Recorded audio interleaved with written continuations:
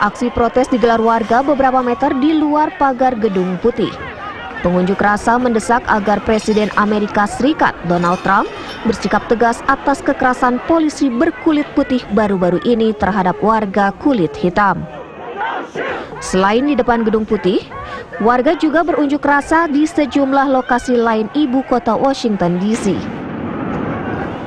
Demi mencegah makin meluasnya kekerasan, pemerintah daerah Washington DC memberlakukan jam malam mulai pukul 11 malam hingga 6 pagi waktu setempat. Garda Nasional District of Columbia juga disiagakan untuk mengantisipasi massa. Ya, untuk mengetahui situasi terkini di Amerika Serikat, khususnya New York, ya, karena juga New York menjadi terdampak aksi kerusuhan di sana. Yandri Surbakti berada di New York, Amerika Serikat dengan laporannya. Yandri. Hari Fadil dan Tina, hari ini di kota New York masuk hari kelima warganya mengadakan aksi demonstrasi berturut-turut. Sedangkan di Minneapolis sendiri hari ke-6 dan besok, maksudnya hari ini adalah tepat kejadian di mana peristiwa yang membangkitkan demonstrasi, bahkan banyak diantaranya yang mengakibatkan pengerusakan maupun penjarahan ini terjadi.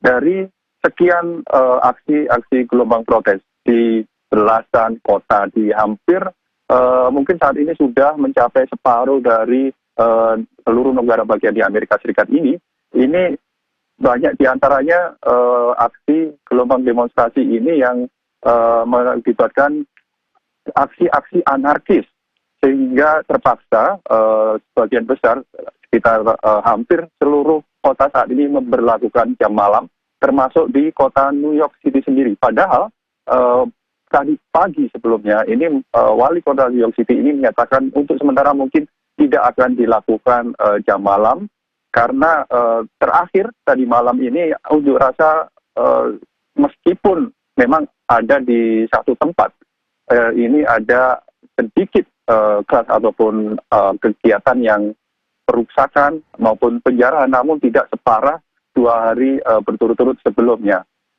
Karena sebelumnya pihak pemerintah kota setempat juga sudah menghimbau mereka akan tetap mendukung aksi protes asalkan tidak melakukan pengerusakan. Namun demikian akhirnya yang tadi diputuskan untuk dilakukan jam malam ini untuk menghindari, ataupun mungkin ini adalah keputusan yang terbaik, karena juga saat ini kondisi di kota New York City sebenarnya belum sepenuhnya mengadakan pelonggaran akibat pandemi coronavirus. Jadi dikhawatirkan juga demi keselamatan para pendemo ini akhirnya mulai hari ini 11 malam hingga 5 pagi tidak boleh ada aktivitas warga, dan polisi akan dikerahkan ditambah personelnya saat ini 2 kali lipat untuk memastikan tidak ada warga New York yang keluar setelah jam 11 hingga jam 5. Dan ini juga dendanya cukup lumayan apabila diketahui, mereka bisa didenda hingga $1.000. Juga demikian di beberapa wilayah lain yang sudah memberlakukan jam malam, bahkan mereka memperpanjang jam malam dan juga bahkan meminta bantuan pasukan Garda Nasional. Bahkan di Minneapolis ini kabarnya jumlah tentara yang ditempatkan di sana mencapai sekitar 10.000 orang. Ini informasi yang kami peroleh. Arif Fadil. Ya, Yandri, satu hal mungkin singkat saja ya, Yandri. Bagaimana komitmen dari pernyataan Donald Trump yang menyebut bahwa kelompok apa namanya ini kita sebut anti terorisme ya. Nah, itu dia. Ini adalah sebentuk organisasi. Kurang lebih seperti apa implementasinya ke petugas yang berada di lapangan, Yandri? Twitter bahwa ini demonstrasi yang disertai dengan aksi pengerusakan ini ditunggangi oleh Antifada maupun kelompok-kelompok teroris domestik yang memang menginginkan tidak terjadinya suasana kondusif di Amerika ini, seperti misalkan juga termasuk kelompok kulit putih yang supremasis. Ini sebenarnya juga ditentang oleh beberapa politisi atau pihak, karena di hukum Amerika sendiri ini tidak bisa mengklaim ataupun tidak ada dasar untuk mengklaim bahwa aktivitas seperti seperti demonstrasi, dan tentunya belum ada bukti yang jelas siapa di balik yang melakukan pengerusakan ini, tidak bisa diambil langkah ataupun dibuat hukum secara tegas.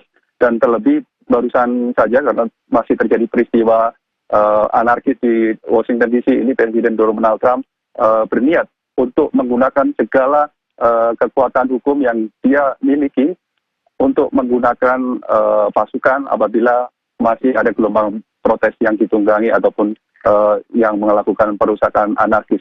Namun sekali lagi banyak juga yang menentang akan sikap Presiden Donald Trump yang mengambil tindakan dengan menggunakan militer dalam menghadapi aksi demonstrasi ini.